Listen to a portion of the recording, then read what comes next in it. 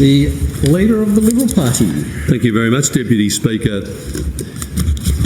As has been indicated by our lead on this bill, I also oppose this bill, and I'll go through in some detail to explain why. But first I thought I'd cover a little bit of English literature. I know the Minister representing the Minister for Emergency Services, being a former journalist, has a keen interest in language, and I'm sure he would have read the George Orwell's dystopian novel 1984. That novel opens with the following statement that should seem out of the ordinary. In this first part, I am quoting from an online source, cliffsnotes.com, for those of you who are keen English literature students. But it opens with the following statement that should seem out of the ordinary. It was a bright, cold day in April and the clocks were striking 13. The 13th stroke here doesn't refer to military time, but to an old saying. References to a 13th stroke of the clock indicate that some event or discovery calls into question everything previously believed. Put another way, the 13th stroke of the clock calls into question not only the credibility of itself, but of the previous 12. But notice in this opening line that it isn't just one clock malfunctioning, but the clocks, presumably all of them. In this world, the clocks striking 13 is not an aberration, but a normal way of life. In this way, Orwell subtly alerts the reader that statements of truth in this fictional society should be called into question. The clocks are now striking 13 in Western Australia, as in George Orwell's famous 1984 book about authoritarianism. This is because the Premier wants Western Australians to believe the state of emergency is coming to an end, but rather the opposite is happening, and it is still continuing under the public radar. Democracies are rarely crippled in one fell swoop. They are degraded gradually by actions justified as temporal necessities that combine to impinge on the democratic rights of citizens. I want to make it clear, as the Premier outlined in this place yesterday, we believe the state of emergency should end. I want to make that clear. We believe the state of emergency should end. However, we do not need this bill to achieve that outcome. I do want to cover first why the government considers this bill urgent. Why is the government dealing with this bill in this manner? We have seen this on a number of occasions. There have been 17 occasions when the government has used COVID and emergency provisions as a reason for putting bills through this place in short order. Now, at the start of the COVID pandemic, that was a reasonable thing to do. It was a pandemic. No one knew where it was going to go. There were horror stories from overseas, and it was apparent that the government had to take dramatic action early. And this opposition supported the government on every single occasion. Now, I won't go through, well, Minister, if you would like, I will go through the bills and the times that it took to deal with those bills in this place. But in every occasion, on those emergency bills that the government wanted to put through, they were all dealt with in this place and the other place in precisely the time that the government required, because we appreciated this was an urgent and unusual situation. We are not now in an urgent and unusual situation. We are in a relatively normal situation. The COVID pandemic is continuing, but there has not been one justification from the Minister representing the Minister for Emergency Services or the Leader of the House to justify why this bill is being dealt with in this manner. This is a complex bill. Whilst it might be a relatively short bill, it is a bill that refers to other bills. In the time that we have had, it is almost physically impossible for us to even follow those references through and evaluate them. This is a bill that, in the Premier's own word, contains draconian powers. These are serious powers, the most serious powers that a government can have to undertake, it allows as this bill continues. It allows people to be directed, it allows people to be detained at properties, it allows police officers to seize property, to seize premises and occupy premises. Those are all the things that are allowed in this bill, and carry those things on. Yesterday we had a briefing at 6 p.m, and at effectively midday today we started to debate this, whilst members of this chamber were still carrying out business until 8 o'clock last night.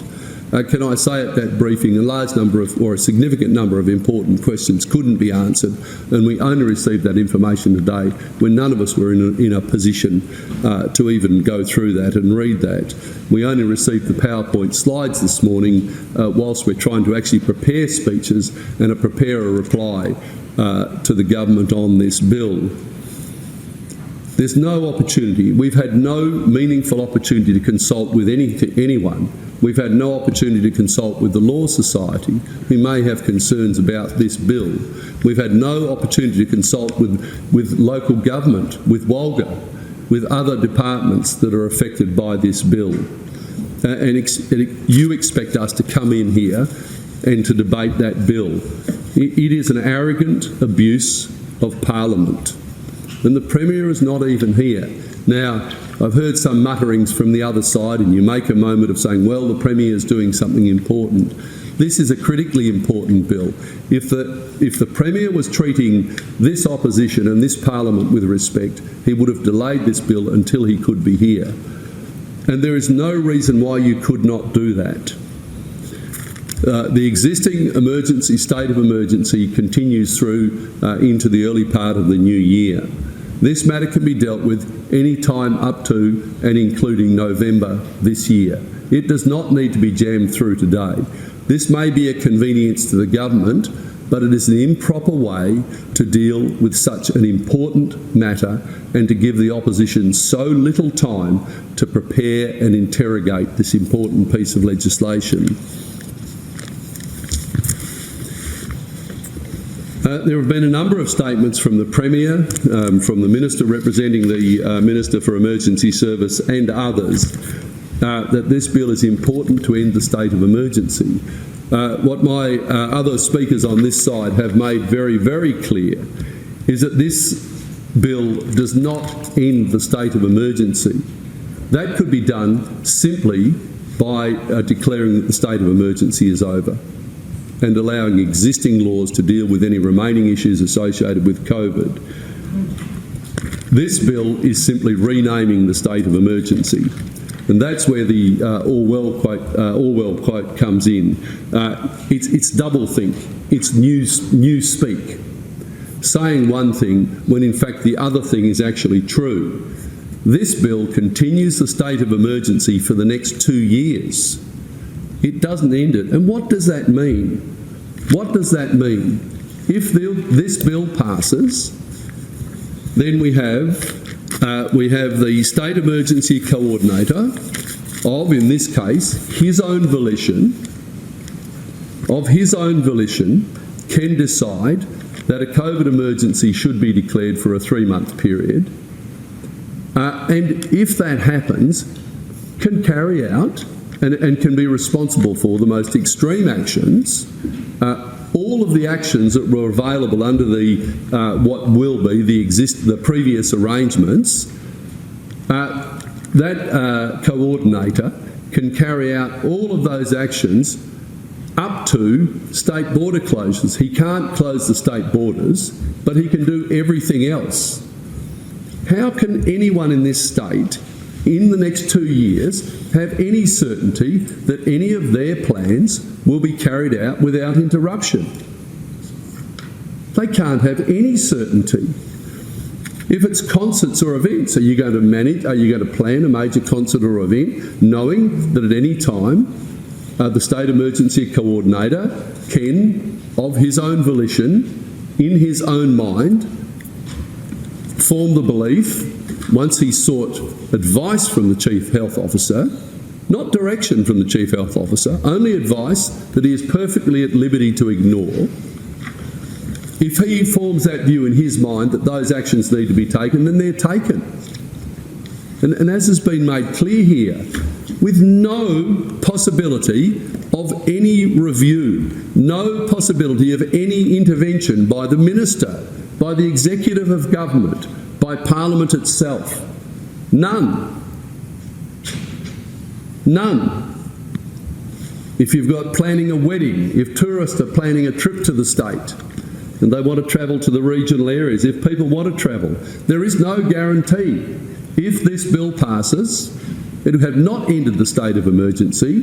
We've simply renamed it, or the government has simply renamed it, and at any time there can be major lockdowns. Intrastate travel can be banned. Community events can be banned. They can be stopped. Gatherings of people over a certain size can be banned for the next 2 years. That's what can happen if this bill is allowed to pass. And as I'll point out, a completely unnecessary bill. And I really do want to know why the government is doing this. Why are you doing it? Why is this a necessity for the government?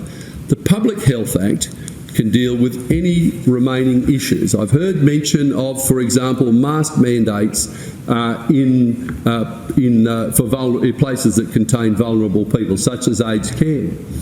I can tell members in this place, and I'm sure you all know, but when I visit my godmother down in Springhaven Lodge in Kojonup, before the COVID crisis, I could not enter that facility unless I had a flu injection. I could not enter it. If they required me to wear a mask, I would not be able to enter it to wear a mask. They require visitors to, in fact, meet the people that are living in that establishment outside singly by themselves, not in group areas. They do all of that without any need for these regulations. So any contention that a facility such as an aged care facility or a hospital requires these COVID rules to protect vulnerable people using masks is simply wrong. It's simply a false assertion. And I want to go through the Public Health Act. If we look at the Public Health Act, and I want members to know, why are we saying that the Public Health Act is the appropriate vehicle to manage ongoing concerns about COVID and ongoing issues? So section 167, 1 and 2 of the Public Health Act, it's the Public Health Act, Part 12, Public Health Emergencies, Division 3, Minister may make public health state of emergency declaration. Now section 167, 1 and 2 empowers the Health Minister to declare state of emergency over the whole or part of the state. Subject to, the Minister must consider advice from the Chief Health Officer. After the Chief Health Officer has consulted the State Emergency Coordinator, the Minister is satisfied that a public health emergency has occurred, is occurring or is imminent. The Minister is satisfied that extraordinary measures are required to prevent or minimise loss of life or prejudice the safety or harm of people. Sounds pretty comprehensive, doesn't it? The one word I do note in each of those sentences is the Minister. The Minister. Someone who is accountable to this place. Section 167.3 of the Public Health State of Emergencies Declaration must include details of the health emergency, the basis for that is the basis for the declaration, the time and date, whether it applies to the whole state or for specific areas, may limit certain powers that may be exercised during the declaration. Section 168, the duration. The Public Health State of Emergency Declaration, if not extended, remains in force for 6 days, and it can be extended by the Chief Health Officer. Section 169 empowers the Minister to amend that state of emergency declaration. Section 170, extension of Public Health State of Emergency Declaration. It can be extended. Each extension cannot exceed 14 days, which is the current situation in terms of the state of emergency. So no different, and there's no limit on how many times the extension can be declared. So if it's necessary, this can go on. The Chief Health Officer can use this declaration to deal with any issues that they come up and deal with them instantly. Instantly. Once the Minister has declared this, then it is dealt with and the other things can carry on. Now, the Chief Health Officer is empowered to authorise various authorised or health officers to exercise emergency powers during the declaration. Section 179, the powers to obtain identifying particulars exist. Section 180, powers relating to movement and evacuation. So the emergency officer may direct or prohibit movement of persons and so on, direct evacuation and removal of people and so on, close any road access route in any area, and that includes clearly remote communities or those if they're vulnerable. So we don't need the State Emergency Act to do that, which has been stated in this place already today. Direct the closure of any road access route or area of water leading into the emergency area. The power to use vehicles, so in fact under this Act even there is a power to appropriate vehicles and in fact premises as well. The power to control or use premises or property is included under the Public Health Act. So for emergency management purposes, an emergency officer can take control or make use of any premise or property. The premise or property may be inside or outside the declaration area, and the officer may enter, if necessary, break in, search the premise, open containers and other things, seize anything, direct property owner or occupied to provide reasonable assistance, and so on. If an emergency officer takes control of a property, must give written notice after 7 days. Now, it goes on. Powers in relation to drugs, Section 183, and vaccines. And this is something that is not included in these new powers, can I say, but something that is important. It relates to the taking control of any drugs that may be useful, and they can exercise powers to enter properties and so on to do that, and they can direct the manufacturer, importer, distributor or anyone in possession and control of vaccine and drugs not to sell it and so on. And there are quarantines around procedures, and look, I just don't have time to go through this. I encourage members, I'd encourage the Minister representing the Minister for Emergency Services, read the Public Health Act, Part 12. Have a look at it. It has all of the powers the government needs to manage what remains. Can I have an extension, please? Extension granted. What remains of this COVID crisis. We do not need this special piece of legislation to have the controls required. Everything I've heard mentioned on that side can be done under this Public Health Act. We have that power already, and we've said that for some time. So we don't know why you are doing it. We've heard from the member of Moore talking about the approach taken by the Victorian Government. You know, what really concerns me in all of this, and it's something that's concerned me in this COVID crisis for some time, is it about political advantage for the Premier? So the Premier wants to say on the one hand, because we know that many leading figures in the business community are deeply concerned about the extending state of emergency and the impact that has on a whole range of areas. I'm not taking any interjections, Deputy Speaker. Minister. Is it about? It's back. Leader of the House. Carry on, Leader of the Liberal Party. Thank you very much, Deputy Speaker. Is it about political advantage? We saw in the last state election that COVID was the preeminent factor deciding that election, and we know that from our own polling, and I've said it before in this place and I'll say it again. In January 2020, the Labor Party was on track to lose a significant number of seats at the start of January 2020. By July, lose a significant number of seats, member. They were going to retain government. By July 2020, after the COVID pandemic had struck and after the Premier had taken his tough on COVID stance, in fact at that stage we were likely to win no seats in Parliament. That was the impact of COVID, and that was the political impact of the Premier's approach to COVID, and we saw this gained as this crisis went on. We agreed in the first part there was an appropriate response to this. In particular, in the federal election, and I'm not taking interjections, I don't have time, member, I'd love to talk to you about it. In In the federal election, we saw the state Labor Party take control of that campaign, and the major plank of that campaign was again COVID, was again the way that their government had handled COVID. We know that COVID has been a potent political weapon for the Labor Party, and they have used that to within an inch of its life. Are we seeing that again? Is that why you want to continue this state of emergency in another name? So that you keep this. So for the next 2 years, member, and I'm not taking interjections, for the next 2 years, taking us to October 2024 into the next election campaign, that we will have COVID on the political agenda so you can rerun your 2021 election campaign. I hope that's not true. I hope that... I'm not... Member for Belmont. Member for Belmont. Yeah. I'm not taking interjections.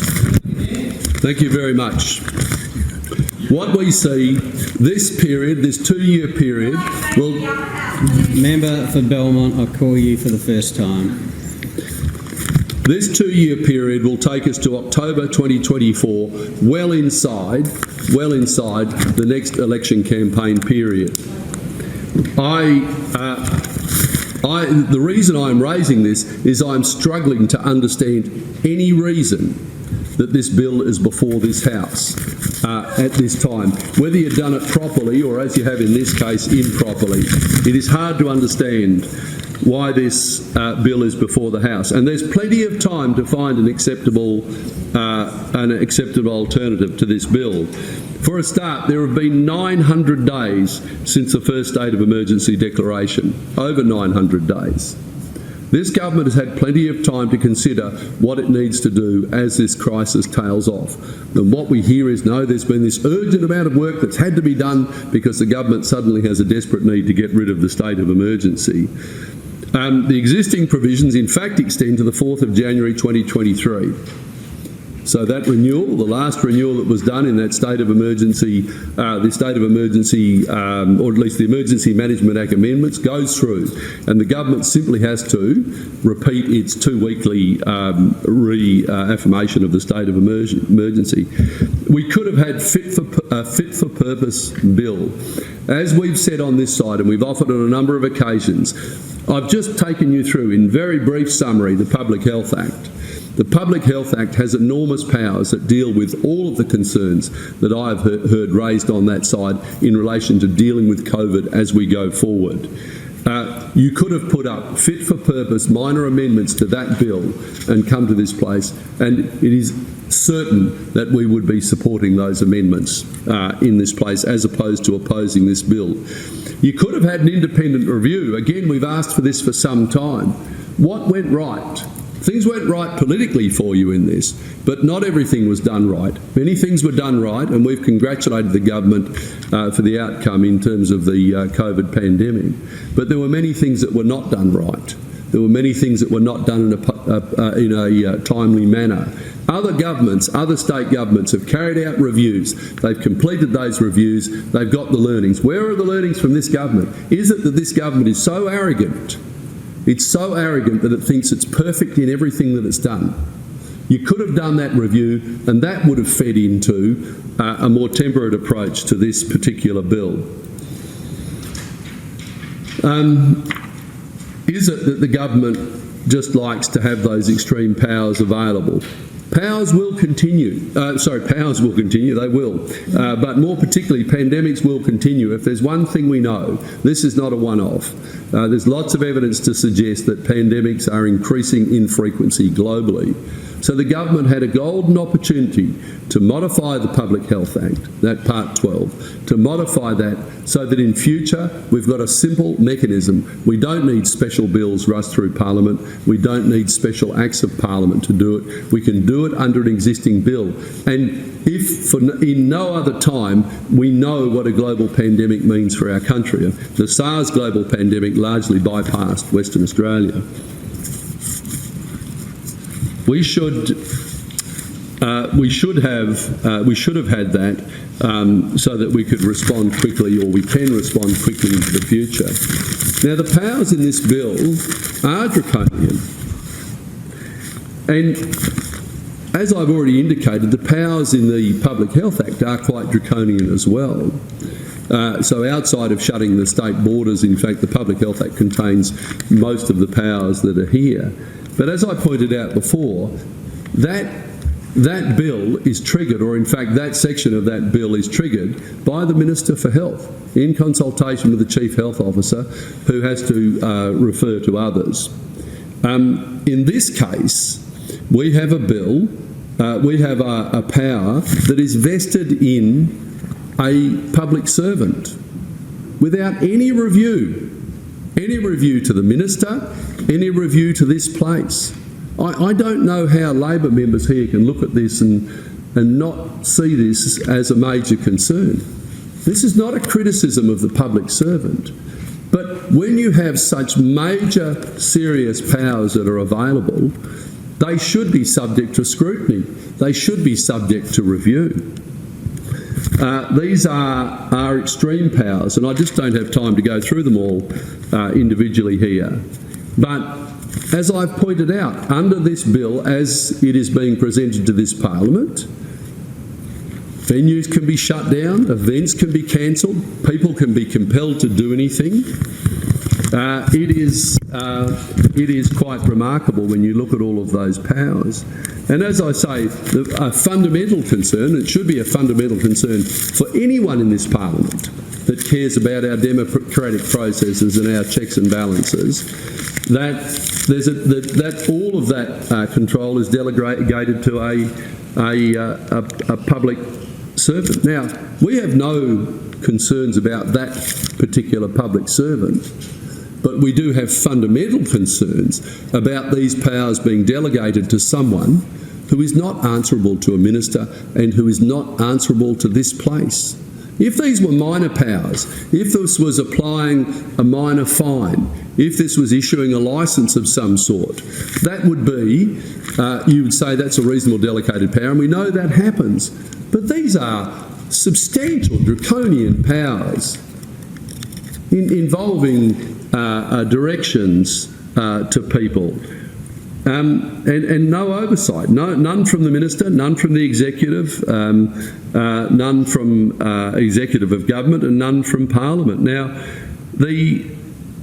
there's no requirement whatsoever for the State Emergency Coordinator to explain any decision, none whatsoever. The only requirement is the publication of the Chief Health Officer's advice, who the State Emergency Coordinator can choose to ignore. The State Emergency Coordinator has to provide no explanation for what he is doing. He simply needs to form an idea in his own mind. We're talking about decisions based just not on health, but on economic and psychological issues as well. I'm fascinated to understand how you think it's appropriate that is vested purely in the State Emergency Coordinator, with no requirement to consult anyone on those matters and with no requirement to report to anyone on how that decision was made. That is not proper process. That is not a democratic process at all.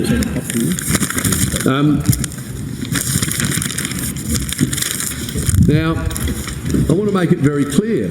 I like the police. I like the police a lot.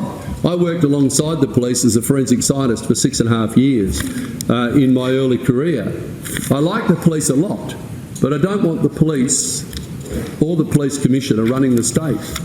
I want the Parliament to run the state. I want ministers to run their major portfolios, because they're ultimately answerable to the people of Western Australia.